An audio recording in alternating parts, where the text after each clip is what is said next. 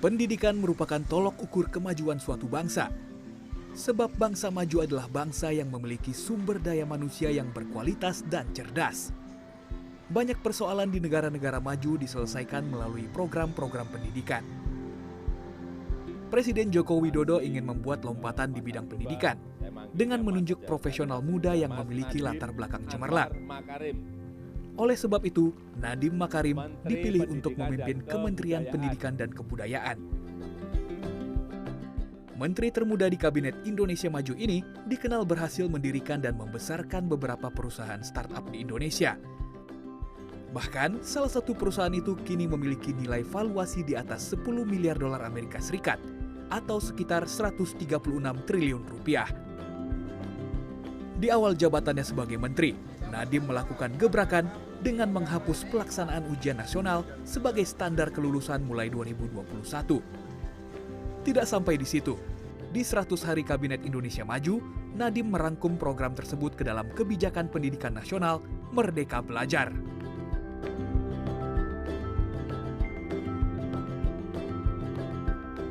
Menciptakan ruang-ruang kelas yang partisipatif, yakni guru dan murid semakin baik dalam proses belajar dan mengajar, merupakan bagian yang diharapkan Nadiem muncul dari penerapan program Merdeka Belajar.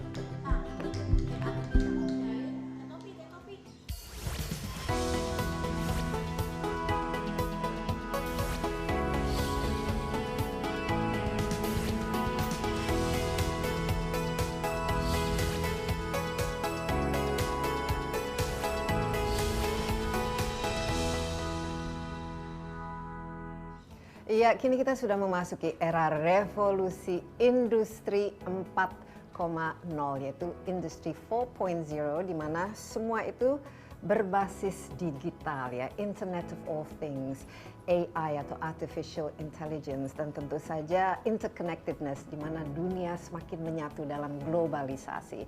Dan untuk itu tentu saja industri memerlukan tenaga kerja yang jauh berbeda, yang bisa memahami yang namanya disrupsi. Kita memerlukan tenaga kerja yang mau tidak mau harus inovatif, ya, harus kreatif, harus bisa berkolaborasi, harus paham teknologi, dan tentu saja harus paham mengenai data dan lain sebagainya. Nah, apa yang perlu kita lakukan? Tentu saja kita harus memperbaiki sistem edukasi kita sehingga kita bisa menciptakan SDM yang terampil, yang bisa menciptakan pekerjaan-pekerjaan masa depan yang diperlukan. Oleh sebab itu kita lihat ya bahwa pemerintahan Presiden Jokowi telah memilih seorang Menteri Pendidikan dan Kebudayaan yang lain dari yang lain, seorang yang masih muda, masih milenial, dan tentu saja dengan berlatar belakangan teknologi dan inovasi. Dia adalah Nadiem Anwar Makarim, adalah Menteri Pendidikan Kebudayaan kita yang baru, yang diharapkan akan memberikan terobosan baru juga dalam membangun sistem pendidikan kita di Indonesia. Halo, Mas Nadiem atau Mas Menteri ya sekarang, kita bisa menyapanya karena usianya tuh masih belum 40 tahun, masih 35. Ya. Jadi masuk dalam kategori milenial ya. Nah, saya lihat ini merupakan suatu risk atau keberanian ya bagi pemerintahan kita untuk memilih seorang seperti Anda. Tapi pasti ada alasannya karena kita memang harus memiliki terobosan-terobosan baru dalam sistem pendidikan kita sehingga SDM kita bisa jauh lebih kompetitif ya, bisa memasuki era industri 4.0 ini dengan siap. Betul. Sudah kira-kira 100 hari ya, walaupun ini masih waktunya untuk membangun pendidikan dalam 100 hari itu mungkin tidak bisa ya. Bagaimana Mas Nadiem? Apa-apa saja kita sudah tahu ada yang namanya Merdeka Belajar, ada Kampus Merdeka, kemudian ada transformasi dalam BOS, tapi saya lebih tertarik ya. Dalam 100 hari ini apa-apa saja yang perlu ditanamkan untuk membangun fondasi edukasi yang bisa loncat ke masa depan? Iya, makasih Mbak Desi. Mungkin 100 hari itu waktu yang sangat singkat ya. Untuk memperbaiki pendidikan bahkan 5 tahun tidak cukup. Ini makan waktu mungkin 10-15 tahun gitu. Jadinya sebenarnya dalam 100 hari pertama yang kami lakukan di Kementerian Pendidikan Kebudayaan adalah untuk melihat apa saja sekat-sekat regulasi yang bisa menahan perubahan, yang bisa menahan inovasi, itu apa saja. Hal-hal yang sifatnya administratif ataupun memaksakan keseragaman dan lain-lain. Jadi itu benar-benar 100 hari semua kebijakan dari asesmen yang merdeka, kampus yang merdeka, dan dana BOS yang kemarin dilakukan, itu semuanya adalah step pertama, langkah awal untuk memulai proses kreativitas dan inovasi di dalam setiap sekolah. Jadinya Merdeka Belajar itu sebenarnya suatu filsafat bahwa di dunia yang akan datang, dunia sekarang dan yang akan datang, adalah keseragaman bukan suatu hal yang akan meningkatkan kualitas. Dan sudah terbukti selama ini ternyata dengan berbagai macam standar, aturan, dan keseragaman itu ternyata tidak menciptakan kualitas. Jadi kita harus mencoba sesuatu yang baru. Kita harus mencoba membuat organisasi-organisasi pendidikan kita inovatif, kreatif, dan kolaboratif.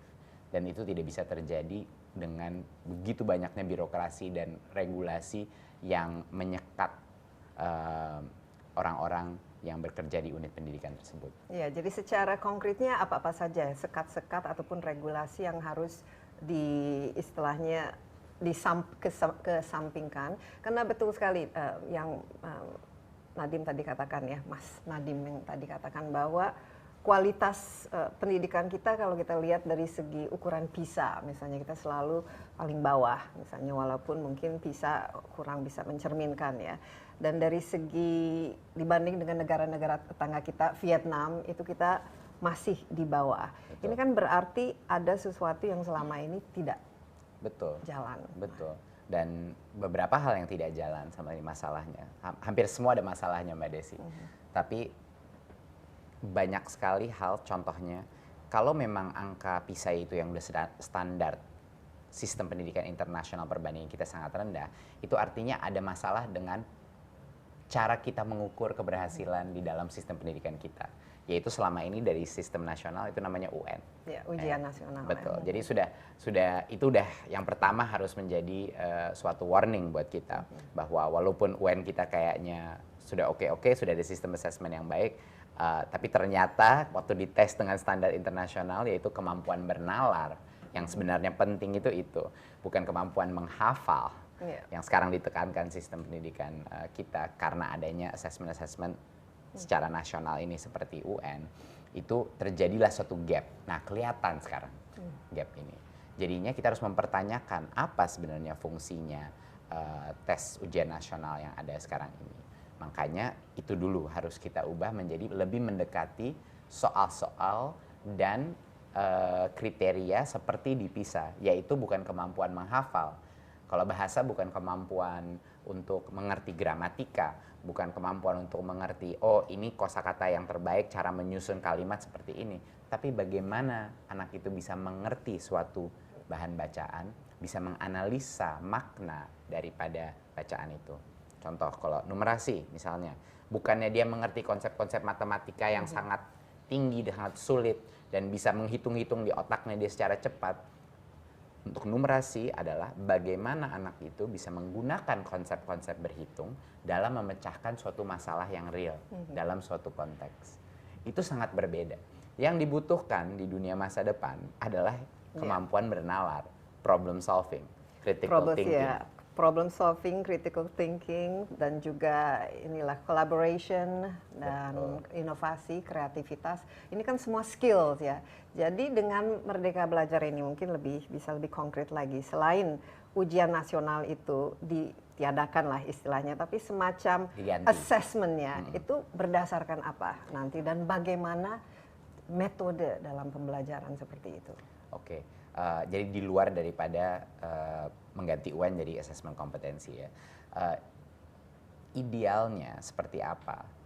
Sangat sulit mengetes kreativitas, kemampuan berkolaborasi dengan suatu standardized test. Iya kan? nggak semua yang penting dalam pendidikan itu bisa diukur dalam tes pilihan ganda. Itu harus pertama dimengerti semua. Bahwa sebenarnya hal-hal yang lebih penting lagi yaitu kreativitas, kolaboratif, kemampuan berkolaborasi, kemampuan komunikasi, kemampuan untuk punya compassion terhadap sesama, yaitu akhlak. Itu hal-hal yang sangat sulit diukur dengan pilihan ganda.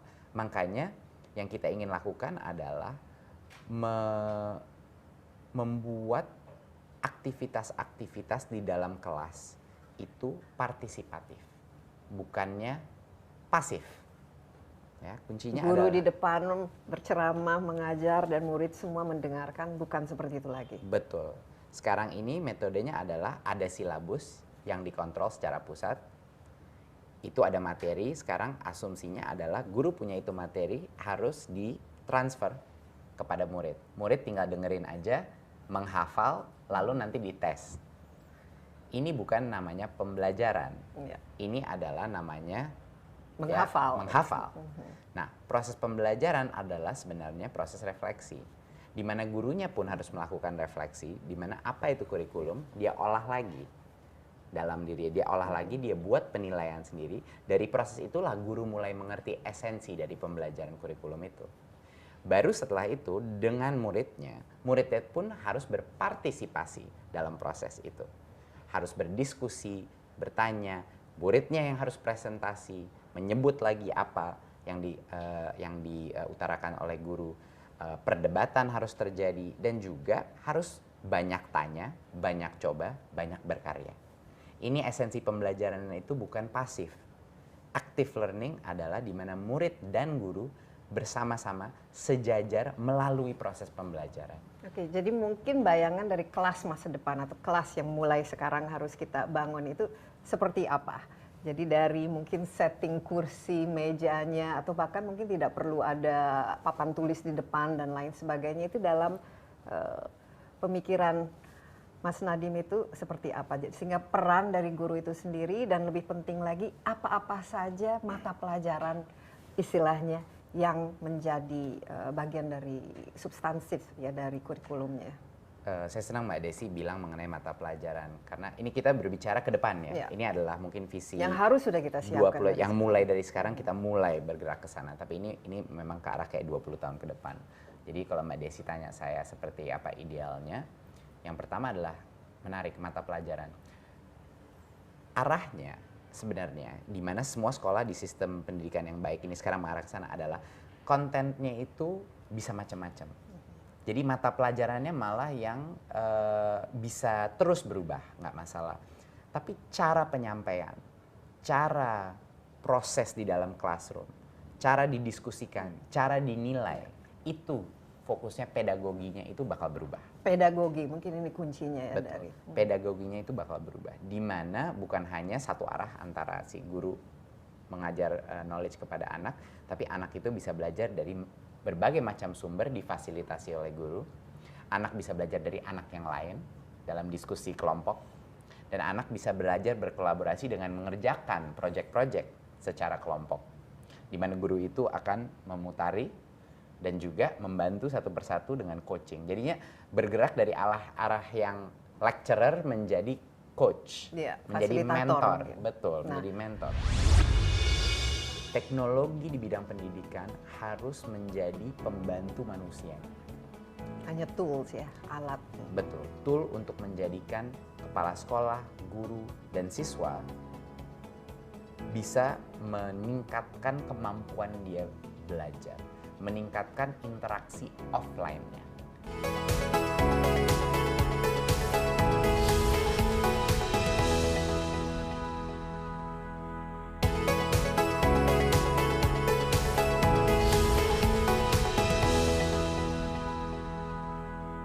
Dari segi tools ya atau alat yang bisa digunakan, kita kan ada digitalisasi sekolah itu kan sudah bagian dari apa yang harus kita lakukan ya selama ini. Ini bagaimana teknologi khususnya teknologi digital itu bisa digunakan, apalagi kalau kita melihat kan sekolah-sekolah di Indonesia dari Sabang sampai Merauke begitu banyak jumlahnya, muridnya begitu banyak, dan setiap daerah juga memiliki ya kapasitas kemampuan dari segi akses yang berbeda-beda. Ini bagaimana bisa kita gunakan untuk menyatukan semua ini? Iya. Jadi ini kita juga harus hati-hati dengan menggunakan terminologi digitalisasi sekolah. Ada banyak interpretasi bahwa sekolah digital itu adalah kita kasih tablet-tablet, ada wifi, kita kasih laptop-laptop. Nah, itu sekolah sudah digitalize gitu ya. Dan ada juga itu persepsi nomor satu. Kita kasih aja mesin-mesin teknologi, akhirnya udah kelar gitu tugasnya. Tapi kenyataannya itu bukan cara yang baik gitu. Banyak sekali contoh-contoh di dunia, banyak NGO memberikan tablet-tablet, memberikan laptop-laptop, tapi kalau nggak digunain apa gunanya gitu. Kalau cara metodologi tidak. Dan yang kedua adalah ada juga satu lagi persepsi bahwa teknologi itu bisa menggantikan peran guru di dalam kelas gitu, bahwa bisa aja kita online aja semuanya gitu. Dua-duanya persepsi ini menurut saya salah. Saya dari bidang teknologi, jadi ini merupakan hal yang sebelum saya masuk ke dunia pendidikan, saya mengira itu bahkan semua teknologi itu bisa lah untuk melakukan perbaikan. Tapi di bidang pendidikan ini harus hati-hati. Teknologi di bidang pendidikan harus menjadi pembantu manusia. Hanya tools ya, alat. Betul, tool untuk menjadikan kepala sekolah, guru, dan siswa bisa meningkatkan kemampuan dia belajar, meningkatkan interaksi offline-nya. Nah, itu yang penting. Jadi pendidikan itu mau nggak mau pasti hybrid. Nggak mungkin itu menggantikan gurunya, nggak mungkin menggantikan manusia, karena proses pembelajaran untuk anak muda itu adalah pembelajaran itu bukan hanya kognitif. Kita belajar, anak itu belajar terbaik pada saat ada koneksi emosional, koneksi kebatinan, trust, dan perasaan keamanan. Secara psikologis anak itu merasa aman. Dan itu tidak bisa terjadi melalui screen komputer. Ini yang terjadi namanya mentor. Kalau Mbak Desi ingat semua guru-guru terbaiknya Mbak Desi. Kalau ada ya, banyak orang nggak ada, sedih. Tapi beberapa pasti ada, 1-2 selalu guru yang benar-benar inspiring. Nah, yang Mbak Desi belajar paling banyak dari dia. Dan senang belajar, jadi membuat suatu pelajaran itu sesuatu yang menyenangkan dan kita ingin lebih belajar karena adanya guru ini. Betul. Jadi koneksi emosional itu peran seorang mentor untuk bisa memicu curiosity, rasa ingin tahu, memicu keyakinan dia bahwa saya ini bisa sebagai siswa, itu sebenarnya kuncinya dari pembelajaran. Jadinya nggak bisa dipisah, ini bukan opsi. Sekolah menyenangkan dan sekolah yang bisa anak itu belajar, itu bukan opsi. Sekolah harus menyenangkan agar anak itu ingin belajar dan ingin belajar seumur hidup. Nah, ini makanya manusia perlu. Jadi teknologi itu seperti apa? Contoh, teknologi ada beberapa peran yang penting. Yang pertama adalah mau guru itu sebagus apapun, kalau dia harus mengerjakan beban-beban administratif yang mengambil jam-jam daripada kerjaannya dia, itu tidak akan bisa dia berdampak kepada murid-muridnya. Jadinya teknologi peran pertama adalah mengurangi tugas-tugas yang bukan core-nya dia. Jadinya dia bisa lebih banyak waktu untuk mengajar, untuk menghandle siswa, untuk belajar dari guru-guru lain, dan lain-lain. Sama juga buat kepala sekolah. Teknologi itu harus mengurangi kerjaan-kerjaan yang tidak berdampak kepada siswa. Itu pertama. Kedua, teknologi itu bisa sangat membantu guru-guru untuk mengajar di level yang tepat. Susah sekali, bayangkan satu gurunya ada 30 anak misalnya di dalam kelasnya. Semuanya beda-beda kemampuannya. Tapi dengan teknologi itu bisa mendapatkan data sehingga teknologi itu bisa merekomendasikan kepada guru itu, anak-anak Anda di kelas Anda itu mungkin 1 tahun ketinggalan. Mari kita mulai di sini dulu. Jadi lebih tailor-made, betul, personalized. Agar dia mengajar at the right level, di level yang baik. Pendidikan, pembelajaran itu sama aja kayak contohnya analoginya main game. Kalau game itu terlalu mudah, bosen. Kalau game itu terlalu sulit, putus asa. Pembelajaran itu sama mekanismenya. ada window di mana harus pas sehingga anak itu tidak merasa dia bodoh, tidak merasa dia tidak bisa mengerti itu, tapi anak itu juga tertantang sehingga dia mau terus. Nah, ini kita suka salah di sistem pendidikan karena semuanya yang untuk kelas 4 ya kayak gini. Mau di Papua, Maluku, Jakarta sama aja. Kelas 4 ya harus mengajar di Standarisasi. situ. Nah, Ini seperti pabrik saja ya, kita mencetak harus begini, bentuknya harus betul. sama. Makanya teknologi lah yang bisa melepaskan kapabilitas guru itu untuk mengajar di level yang tepat. Ketiga adalah peran teknologi adalah untuk membantu memastikan transparansi dan juga relevansi penggunaan anggaran. Ini merupakan hal yang sangat penting dari sistem pendidikan. Kalau kita ingin memberikan fleksibilitas dan otonomi, misalnya untuk kepala sekolah untuk mengelola anggarannya Apalagi nanti sendiri, bos langsung diberikan kepada sekolah, harus ada betul. monitoring dan juga accountability ya dalam penggunaannya. Betul, dan dari situlah kalau dengan teknologi, apalagi kalau semuanya nanti cashless, ini akan menjadi suatu hal yang sangat memudahkan transparansi, memudahkan akuntabilitas, dan memastikan bahwa hal-hal yang dibelikan, yang dibelikan dan yang dibelanjakan itu benar-benar berdampak pada siswa. Jadinya teknologi ini memberikan kita data yang tadinya nggak ada, gitu, dan fleksibilitas bagi guru. Jadi menurut saya teknologi itu perannya membantu manusia di dalam sistem pendidikan. Jadi itu arah kita. Iya, di jauh teknologi. lebih efisien, lebih efektif, dan juga lebih sesuai dengan visi misi kita menciptakan, melakukan transformasi ya. Betul. Dari siswa itu sendiri, sehingga mereka memiliki lifelong learning. Nah, ini kembali ke ujian nasional, karena ini biasanya selalu kita bicara tuh ujian nasional, dan ini yang membuat stres itu baik orang tua maupun murid. Nanti bentuk asesmennya, karena harus ada kan semacam asesmennya untuk melihat ini anak sudah sampai di mana dibandingkan dengan teman-teman yang lain, dan kualitas sekolahnya juga itu seperti sudah mencapai apa dibandingkan dengan sekolah-sekolah lain, karena ukuran-ukuran ini penting. Bagaimana, jadi asesmennya persis apa-apa saja yang di assessment, tapi juga bagaimana mengakses satu sekolah bila berhasil untuk mendidik siswa-siswanya itu sesuai dengan yang diinginkan. Oke. Nah, di dalam assessment itu sebenarnya ada 3 level assessment. Dan ini sebenarnya sudah dicanangkan di dalam Undang-Undang Sisdiknas. Jadi sebenarnya apa yang kita lakukan tuh hanya mengembalikan kepada apa yang undang-undang sudah bilang. Dan sebenarnya undang-undang itu sudah tepat. Yang menilai anak hanya guru. Karena memang yang kenal itu anak, ya guru gitu. Dan yang menentukan tes kelulusan berdasarkan standar nasional pencapaian, yaitu standar nasional kita, itu adalah sekolah. Kenapa itu dilakukan seperti itu?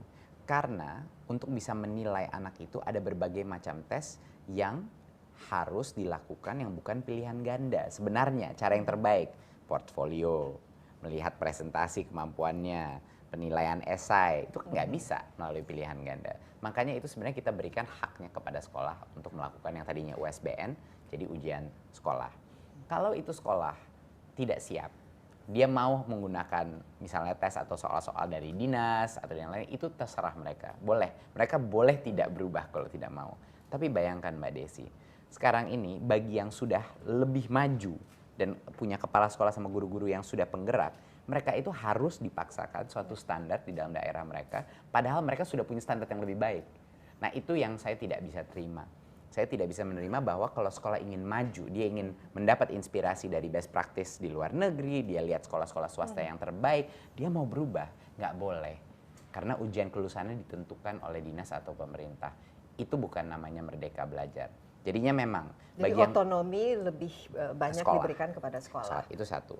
Nah, tapi kan nanti masalahnya bagaimana kita mengukur secara nasional. Ya. Biasanya kalau ujian kan ada yang lulus, ada yang tidak lulus. Nah, ini mungkin kelulusan dan penilaian siswa harus hanya di sekolah. Nggak bisa pemerintah masuk ke situ, dinas masuk ke situ menentukan anak itu patut lulus apa tidak. Bayangkan seberapa jauhnya gapnya. Tapi yang pemerintah sama dinas itu jadi dinas maupun pemerintah pusat Kemendikbud, saya bilang pemerintah ya, ini satu grup pemerintah. Kami kewajibannya adalah untuk mengakses sistem pendidikannya, yaitu sekolahnya. Itulah makanya UN tadinya itu dimaksudkan untuk melakukan itu, menguji, melihat di mana level sekolah ini, pemetaan. Itu yang bisa dilakukan secara nasional. Ini sekarang diganti menjadi asesmen kompetensi. Jadi asesmen kompetensi itu bukan rapor untuk siswanya. Asesmen kompetensi adalah salah satu rapor untuk sekolahnya. Agar sekolahnya bisa mengetahui saya di mana sekarang. Di bagian kemampuan bernalar anak-anak saya kira-kira seperti apa.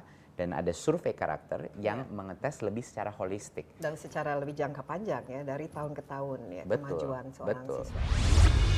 Strategi ke depan, seperti apa untuk meningkatkan kompetensi guru ini menjadi seorang fasilitator, seorang mentor, seorang yang bisa mengakses anak didiknya.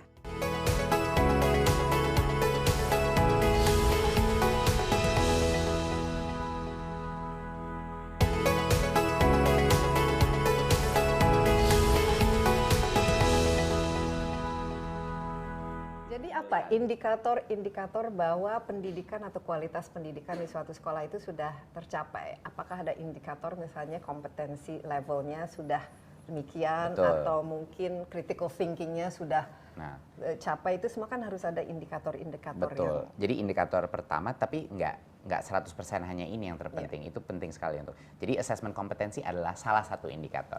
Itu indikator sangat penting untuk mengetahui sekolah ini di level mana. Jadinya seperti PISA tapi untuk sekolah, masing-masing sekolah semua diambil gitu. Dan itu satu poin yang penting. Kedua adalah kan bukan hanya numerasi dan literasi. Tadi ada survei karakter.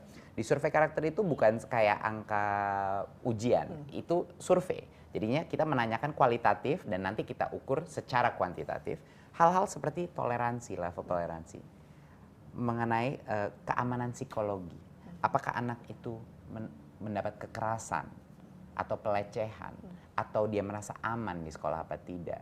Apakah dia dipaksakan dengan ideologi yang bertentangan dengan Pancasila? Apakah dia itu merasa terdukung oleh situasi komunitas di dalam sekolah maupun di luar sekolah? Hal-hal seperti ini akan juga memastikan bahwa kita bisa melihat apa yang terjadi di dalam dinding-dinding sekolah kita. Seperti apa budaya di dalam sekolah itu. Di dalam kelas, apakah guru saya sering menanyakan saya pertanyaan? Apakah saya boleh menanyakan pertanyaan? Gitu. Hal-hal seperti ini adalah yang sifatnya adalah kita mengecek kultur atau budaya pembelajaran dan inovasi dan itu ada nggak? Etika, moralitas, karakter. Nah, ini kan pendidikan itu holistik, bukan cuma kita jago beranalisa doang. Karena kita doang. memang membentuk manusia gitu. Betul. Kira-kira itu bagaimana? Karena kuncinya dari semua ini adalah guru. Guru bukan lagi sebagai seorang yang berdiri di depan dengan papan tulis, ini yang benar, ini yang salah, tapi dia harus siap dikritik, harus siap ditanya, mungkin harus siap menghadapi siswanya mungkin jauh lebih paham, lebih tahu dengan teknologi dan lain sebagainya, mungkin jauh lebih adaptable terhadap perkembangan sekarang. Nah, ini strategi ke depan. Seperti apa untuk meningkatkan kompetensi guru ini menjadi seorang fasilitator, seorang mentor, seorang yang bisa mengakses anak didiknya? Untuk detailnya secara kebijakan maupun secara teknis programnya itu belum siap. Itu mungkin episode berapa ya? Mungkin di atas episode 5-6 lah. Paling tidak lebih ke visinya. Saya bisa sharing sedikit mengenai prinsipnya. Ya. Pertama adalah saya percaya bahwa di dalam setiap sekolah ada minimal 1 atau mungkin 2 guru yang benar-benar peduli kepada muridnya. Artinya dia menjadi guru untuk benar-benar mencerahkan siswanya. Itu pertama. Saya percaya di setiap sekolah minimal 1 guru ada. Kedua adalah saya percaya bahwa kita bisa menciptakan guru-guru baru yang baik kalau seleksi prosesnya itu baik. Ya. Jadi ada 2 strategi. Strategi pertama adalah bagi si guru-guru penggerak yang sekarang kita nggak tahu ini mereka siapa. Ya. Biasanya itu mereka frustrasi di sekolahnya sendiri. Mereka ingin coba-coba hal yang lain tapi nggak bisa. Beban administrasi kegedean, kebanyakan, suka dimarahin kepala sekolahnya dan lain-lain gitu. Jadi ini guru-guru ini harus kita cari, harus kita pastikan pertama kesejahteraan mereka baik, kedua harus segera diangkat menjadi posisi-posisi kepemimpinan. Itu penting sekali. Bagaimana caranya adalah melakukan suatu career path di dalam guru yang bukan berdasarkan cuma jumlah tahun bekerja, tapi berdasarkan kompetensi. Nah, ini kan Dan juga kesempatan untuk terus menerus belajar, karena guru Betul. juga harus terus menerus belajar. Nah, ini bagaimana kita mengidentifikasi ini guru-guru penggerak, kepala-kepala sekolah penggerak, pengawas-pengawas penggerak ini, dan memberikan mereka otonomi, memberikan mereka authority, dan memberikan mereka sumber daya untuk bisa melakukan perubahan itu. Nah, itu kira-kira strategi seperti itu untuk yang sudah ada di sistem. Untuk yang belum di sistem, kita harus ada regenerasi. Regenerasi di mana harus ada pasukan baru guru-guru yang punya mindset berbeda, yang punya growth mindset, di mana dia pertama yang terpenting itu sebenarnya bukan kompetensi, Mbak Desi. Ini saya kaget juga waktu saya pertama kali baca semua research-nya dan lain-lain. Yang pertama terpenting adalah alasan kenapa dia mau menjadi guru. Iya. Di situ ada aspek idealismenya juga. Karena guru di level apapun kompetensi, kalau batinnya dia sudah jelas arahnya, kalau misinya dia adalah untuk mencerahkan siswa, dia akan secara otomatis mencari ilmu dan mencari kompetensi. Jadi kalau diberikan sedikit saja ilmu, dia akan makan itu ilmu. Kita kasih banyak ilmu, dia akan makan banyak ilmu. Jadinya di tahap seleksi ini, dan ini tidak mudah mengidentifikasi purpose atau alasan kenapa dia mau menjadi guru. Jadi ini yang benar-benar fokus kepada guru-guru baru itu harus di situ. Nah, untuk yang guru-guru yang sudah ada di sistem, yang terbaik itu yang harus benar-benar diangkat dan diberdayakan. Iya. Dan ditransformasi mungkin mindsetnya, Yes. skillsnya juga harus ditambah. Ya. Yes. Ini menarik sekali karena ini juga sangat berkaitan dengan bagaimana kita sebagai masyarakat di Indonesia memandang profesi guru. Biasanya itu bukan profesi yang kalau orang tua anak jadi guru ya, harus biasanya jadi pengusaha dan lain sebagainya. Pilihan guru itu seolah-olah bukan sesuatu yang menjanjikan lah dari segi kesejahteraannya. Sementara di negara-negara yang paling sukses pendidikannya, contoh yang selalu menang dalam itu seperti Finlandia atau negara Skandinavia, itu guru itu di jajaran atas dari segi profesinya. Mereka orang-orang yang S2 terampil dan sudah orang-orang yang bisa dipercayai. Misalnya menitipkan anak untuk di bawah pendidikan yang betul-betul bisa mengangkat ya. Betul. Jadi ada apresiasi dan kecintaan terhadap profesi ini yang sesuai dengan purpose itu ya. Betul. Ini mungkin harus diubah karena kita selalu kalau bicara guru itu ada guru honorer yang terus guru yang gajinya tidak cukup harus bekerja 2-3 pekerjaan yang lain dan lain sebagainya. Mungkin harus ada diubah ya. Sangat harus ada perubahan, dan kita lihat di sistem-sistem pendidikan yang terbaik itu kriterianya sebenarnya bukan uang. Uang itu dan gaji itu sebenarnya bukan suatu hal yang terpenting bagi guru-guru, tapi status. Mereka sangat tinggi di masyarakat. Dan apa yang membuat status suatu profesi tinggi sama aja di semua bidang. Apa? Punya otonomi dari profesinya. Profesinya yang bisa menentukan standar-standarnya. Bukan pemerintahan yang menentukan. Dipercayai standar. jadi berarti ada trust ya. Contoh adalah dokter. Dokter itu bisa mencapai suatu status yang sangat elit karena memang dikelola dan dimanage oleh standar-standar profesinya sendiri. Itu namanya otonomi. Ini namanya esensi Merdeka Belajar adalah kita harus memerdekakan profesi guru ini untuk mereka yang terbaik bisa menentukan standarnya dan memilih kader-kader. Orang-orang terbaik harusnya menjadi guru. Betul, dan mereka yang harusnya mengevaluasi, guru-guru terbaik lah yang harusnya mengevaluasi guru-guru yang berikutnya yang mau naik. Nah itu kuncinya sama kan. Aneh kan di semua profesi ini seperti itu, tapi kenapa di guru itu tidak tiba-tiba jadi administratif gitu. Kedua adalah pada saat dia masuk ke dalam sekolah, seberapa besar otonomi dia untuk banyak tanya, banyak coba, banyak karya. Gurunya bukan siswanya. Dia bisa fleksibel apa mencoba hal-hal baru, karena itu menjadi bagian dari kepuasan kerja dia. Ya, manusia itu bukan manusia secara psikologis, kita bukan hanya bahagia karena uang. Kita bahagia kalau kita punya kemerdekaan di dalam profesi kita untuk menjadi lebih baik, untuk belajar dan mencoba. Sense of purpose. Sense of ownership dan purpose. Dan itu yang sekolah itu nggak bisa di sistem-sistem yang lain. Banyak sekali sistem pemerintahan yang mencoba melakukan ini dengan uang. Misalnya kayak kayak pemerintahan-pemerintahan di mana oh ya kita akan membayar untuk insentif ini untuk itu, lalu tiba-tiba semua orang akan berubah mindsetnya karena ada insentif uang. Itu sama sekali tidak benar di pendidikan. Yang terpenting adalah perubahan budaya, dan perubahan budaya hanya bisa dilakukan kalau sudah ada critical mass atau cukup banyak guru penggerak dan regenerasi guru dari yang muda-muda, dan juga guru-guru yang sudah ada sekarang penggerak itu dibebaskan dan mereka harus menjadi pemimpin-pemimpin gitu. Nah itu kuncinya. Dan ada kebanggaan terhadap profesi itu betul, sendiri. betul.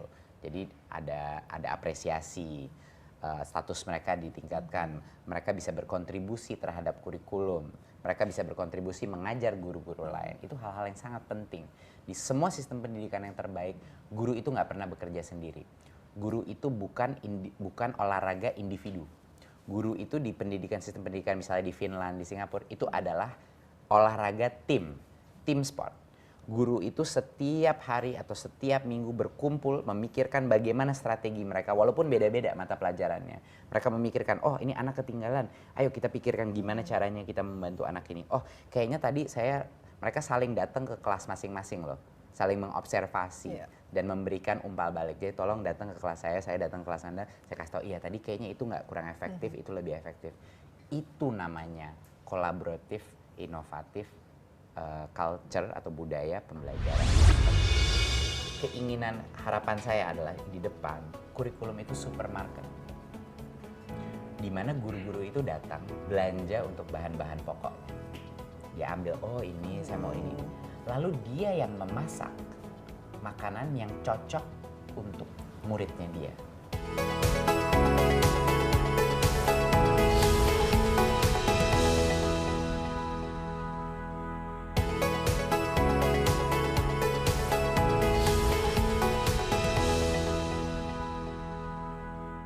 Kurikulum.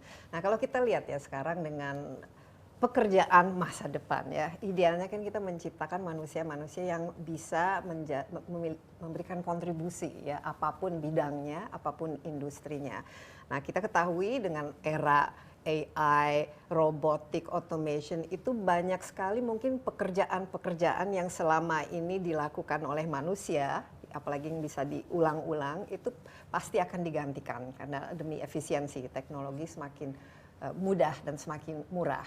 Nah, berarti kan harus ada perubahan dalam kurikulum. Apa yang diajarkan? Mungkin yang menjadi basic. Kalau memang membaca, berhitung itu merupakan basicnya. Tapi sekarang mungkin paham teknologi, harus bisa coding, harus bisa programming, harus memahami teknologi itu sebagai alat. Ini kan yang harus, ini bagaimana ini? Mungkin satu hal, jadi banyak sekali orang-orang dewasa selalu membilang kepada saya, iya Mas Menteri, kayaknya anak-anak kita harus paham digital gitu. Saya selalu bilang, anak-anak itu nggak harus diajarin digital. Mereka digital native. Iya. Langsung. Anda yang harus diajari digital. Anak-anak itu tidak harus diajari. Mereka 1-2 tahun lihat sudah. Lihat aja bayi umur 2 tahun udah bisa langsung mengerti swipe, mekanisme YouTube secara sangat. Dan tidak ada yang mengajarkan ya betul. mereka. Jadi cara menggunakan teknologi, yaitu teknologi digital itu anak-anak secara intuitif akan belajar sendiri. Itu nggak harus diajari. Ya, dari segi teknisnya ya. Iya, betul. Yang perlu sekali adalah kemampuan dia menginterpretasi informasi yang dia dapatkan melalui interaksi dengan teknologi. Dengan semua konten yang sekarang informasi ini overload kan, banyak sekali. Bagaimana dia memproses informasi itu, bagaimana dia menggunakan informasi itu untuk kemauan dia atau keinginan dia, untuk pembelajaran dia, dan bagaimana dia bisa berinteraksi dengan manusia-manusia lain untuk mencapai suatu goal atau untuk memecahkan suatu permasalahan. Jadi, tadi yang Mbak Desi bilang itu semuanya tepat. Kreativitas. Kreativitas itu adalah kemampuan untuk melihat suatu masalah dari berbagai macam sisi. Sehingga dia bisa melihat cara-cara baru yang tadinya belum ada untuk memecahkan masalah itu. Tadi kolaborasi. Nggak ada yang namanya di masa depan individu. Nggak ada tuh kerja namanya individu. Kita semua interconnected. Betul. Mbak Desi sama saya, kita kerja sebagai pemimpin, tapi kenyataannya banyak orang mengira kita ini kayak individual sport, contohnya. Tapi tidak benar. Mbak Desi punya tim yang luar biasa, saya punya tim yang luar biasa. Dimanapun, bahkan di olahraga individu pun, itu semuanya tim sport. Jadi bagaimana kita bisa membangun skill-skill kolaboratif yang sangat efektif agar masyarakat masa depan kita ini bisa terus bekerja sama. Gotong royong untuk di perusahaan, di misi sosial, di apapun, di rumah tangga, semuanya relevan, kolaborasi. Oke, sekarang kita balik kepada kurikulum. Di mana di semua skill ini atau masa depan kita menghafal itu penting? Di mana? Di profesi apa di saat ini? Di dunia ke depan maupun sekarang di mana menghafal itu penting. Di mana profesi masa depan kita di mana nurutin instruksi saja itu penting. Itu udah akan nggak relevan sangat cepat. Kita harus bisa berpikir secara mandiri dan ini bukan hanya banyak orang mengira iya Mas Menteri itu hanya sebenarnya tugas-tugas yang sifatnya untuk ekonomi menengah ke atas, itu salah total. Kemampuan berpikir kritis dan memecahkan masalah dari kuli bangunan sampai pembantu rumah tangga, sampai CEO perusahaan, itu semuanya luar biasa pentingnya. Ya, jadi ini ada miskonsepsi bahwa kayak ada segregasi. Untuk yang tingkat ekonominya rendah itu tidak penting skill-skill itu, untuk yang tingkat ekonomi tingginya itu malah yang relevan. Itu salah total. Di semua level pekerjaan, di mana semua orang kan harus kerja, ya kan? Untuk bisa bekerja sama, untuk bisa berkolaborasi, untuk bisa belajar suatu ilmu yang baru, itu di semua tahap ekonomi itu sangat penting. Jadi, balik ke kurikulum tadi pertanyaannya. Bayangkan begini, seperti yang saya bilang, saya belum bisa memetakan apa kebijakannya. Tapi kira-kira prinsipnya, arahnya, visinya ya, yang kita mau, harapan saya 20 tahun ke depan itu, kurikulum itu sekarang, itu adalah suatu set menu. Ya, kita semua datang, dapat makanan sudah teratur semuanya sama, guru itu menyajikan apa adanya kepada guru-guru. Keinginan harapan saya adalah di depan kurikulum itu supermarket, di mana guru-guru itu datang belanja untuk bahan-bahan pokoknya. Dia ambil, oh ini saya mau ini. Lalu dia yang memasak makanan yang cocok untuk muridnya dia. Murid di kabupaten tertentu, murid di Papua, di NTT, di Sulawesi, di Jawa Tengah, itu semuanya berbeda-beda. Dia suka masakan berbeda-beda. Dan kalau masakannya dia tidak suka, ya nggak bakal gizi itu terserap. Pendidikan tuh nggak ada bedanya. Guru-guru itu harus melalui proses belajar masak untuk dia benar-benar bisa memberikan gizi yang baik untuk siswanya. Atau juga mendapatkan feedback dari siswanya, apa makanan kesukaan mereka. Betul. Sehingga bisa menciptakan makanan yang bermanfaat ya. Harapannya adalah kurikulum itu menjadi kayak supermarket. Jadi bukan one menu for all. Betul. Suatu framework, suatu bagian menu pilihan di mana guru-guru itu semua dari mana-mana, dan yang lebih bagus lagi bisa juga guru-guru ikut menyediakan bahan-bahan pokoknya. Kadang-kadang mereka juga, oh ini ada buah baru, ini ada atau bumbu menciptakan baru. bahan pokoknya itu, melakukan kreasi. Jadi ini berarti ya mau tidak mau harus ada pemahaman terhadap di mana wilayah mereka berada, ya zonasi ini atau makanya aspek kebudayaan ini kan bagian dari pendidikan itu sendiri ya, Mas Nadiem. Setiap daerah itu memiliki karakter masing-masing dan juga kebutuhan yang berbeda-beda. Jadi ya dari yang 500 triliun itu, yang di Kementerian Pendidikan Kebudayaan, yang sekarang walaupun sudah digabung dengan pendidikan tinggi, itu hanya sekitar 70 triliun. Hanya sekitar 70 triliun. Dan dari 70 triliun itu, lebih dari setengahnya itu adalah dana-dana bantuan.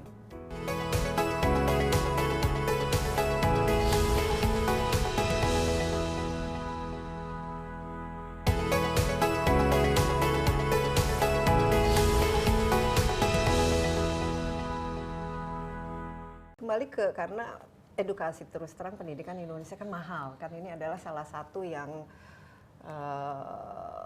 ya kendala juga ya, mahal dari berbagai macam aspek. Nah dengan anggaran yang cukup besar dimiliki oleh Mas Nadiem ya, 20% dari APBN ini. Maaf, koreksi Mbak Desi, saya nggak punya di kementerian kami bukan anggaran 20%, itu adalah anggaran Keseluruhan, pemerintah ya. pusat untuk mayoritas dari itu langsung ditransfer ke daerah dan sisanya dibagi-bagi di berbagai macam kementerian. Jadi ya dari yang 500 triliun itu yang di Kementerian Pendidikan Kebudayaan yang sekarang walaupun sudah digabung dengan pendidikan tinggi itu hanya sekitar 70 triliun. Hanya sekitar 70 triliun. Dan dari 70 triliun itu lebih dari setengahnya itu adalah dana-dana bantuan seperti KIP kuliah. Jadi bukan program, tapi kayak dana bantuan sosial pendidikan. Jadi sebenarnya dana benernya program itu lebih mendekati 20-30 T di kementerian. Ya, dan jadi bos sendiri kan bos langsung dari Kementerian Keuangan, bagian dari DAK non fisik. Tapi apa daerah. Dengan dana yang ada di bawah Mas Nadiem sendiri, kira-kira ada perubahan dalam fokus ataupun alokasi atau akan digunakan seperti apa dalam mewujudkan ini visi misi seperti ini? Iya, jadi cara kita menggunakan anggaran itu akan sangat penting. Tapi karena anggarannya itu sebenarnya realitanya itu tidak besar, menurut saya yang lebih penting lagi adalah kebijakannya sebenarnya. Karena itu yang secara sistem transformatif. Di mana mayoritas anggaran itu sudah langsung ke daerah. Jadinya bagaimana kita menjaga kinerja dan daripada dinas dan kepada sekolah-sekolah masing-masing itu dampaknya jauh lebih besar daripada dana yang diatur oleh pusat. Tapi dana yang diatur oleh pusat harus benar-benar fokus kepada revitalisasi manusianya. Jadi selama ini banyak sekali aktivitas kita mau merevitalisasi selalu sarana, prasarana, untuk misalnya vokasi, mesin, hardware gitu. Selalu mikirnya seperti itu. Kita akan fokuskan anggaran kita dua hal. Satu kepada revitalisasi manusianya. Jadi pelatihan dan upgrading daripada manusianya. Dan yang kedua adalah untuk benar-benar bisa menggandeng civil society, menggandeng grup-grup masyarakat yang selama ini sudah bergerak. Jadi NGO-NGO penggerak, sekolah-sekolah penggerak, perusahaan-perusahaan penggerak, dan perusahaan teknologi penggerak misalnya di bidang pendidikan dan lain-lain untuk kita kroyok masalah ini bersama. Karena Kementerian Pendidikan dan Kebudayaan percaya bahwa solusinya itu tidak ada hanya di kementerian. Kementerian itu hanya satu pemain. Ini memang harus holistik, mau tidak mau harus kolaborasi antar kementerian. Makanya saya bilang selalu, saya ini pegang dua topi Mbak Desi. Topi pertama adalah Menteri Pendidikan dan Kebudayaan. Topi kedua yang lebih penting adalah Kepala Gerakan Merdeka Belajar.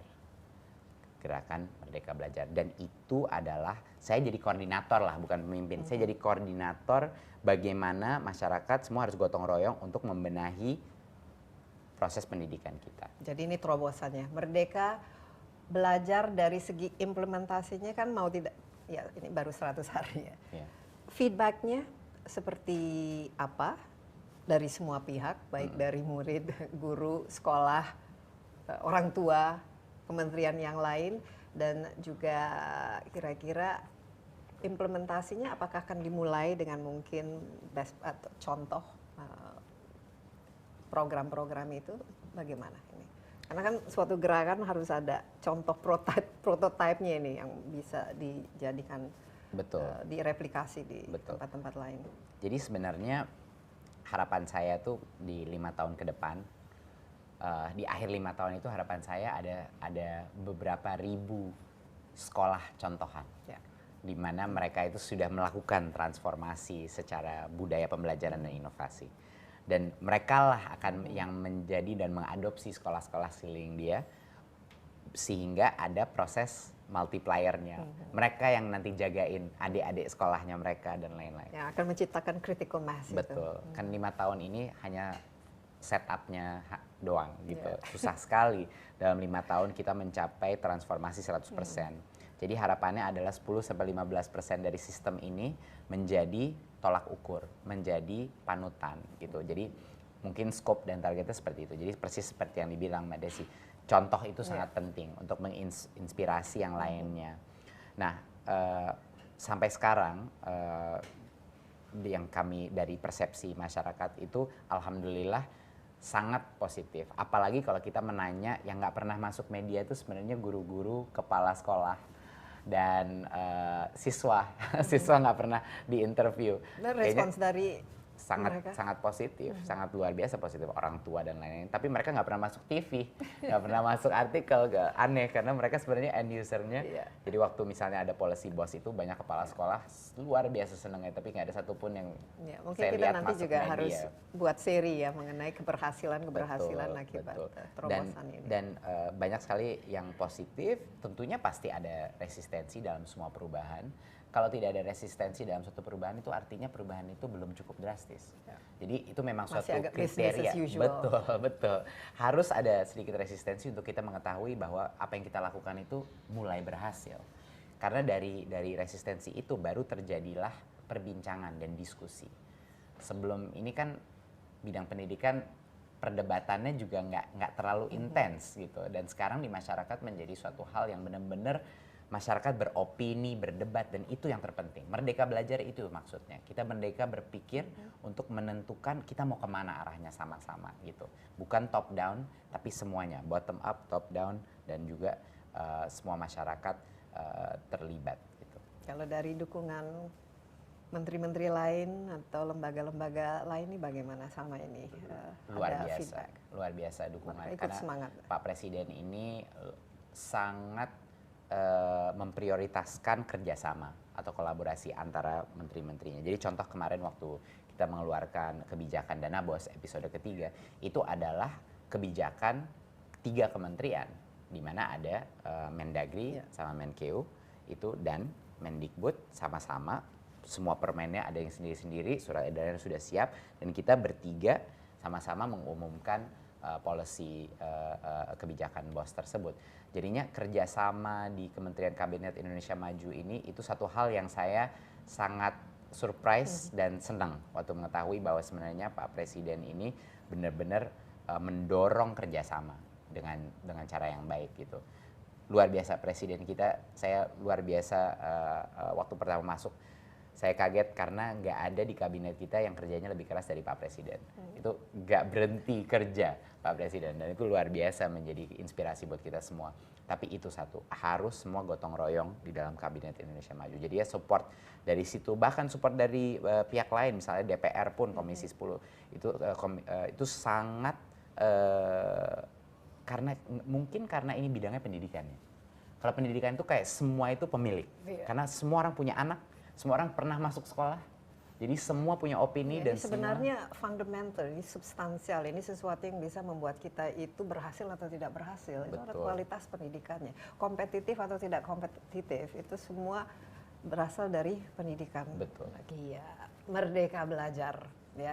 Fondasi yang harus dari sekarang ditanamkan, tapi hasilnya ya memang butuh waktu, tapi mudah-mudahan nanti kita bisa menciptakan siswa yang memang sesuai dengan kebutuhan kita di masa depan ya, inovatif, kreatif, memiliki critical thinking, bisa bekerja sama, berkolaborasi, dan juga memiliki budaya ya yang disesuaikan untuk ya kita bersatu sebagai masyarakat, sebagai negara, tapi juga sebagai bagian dari dunia yang semakin interconnected itu sendiri.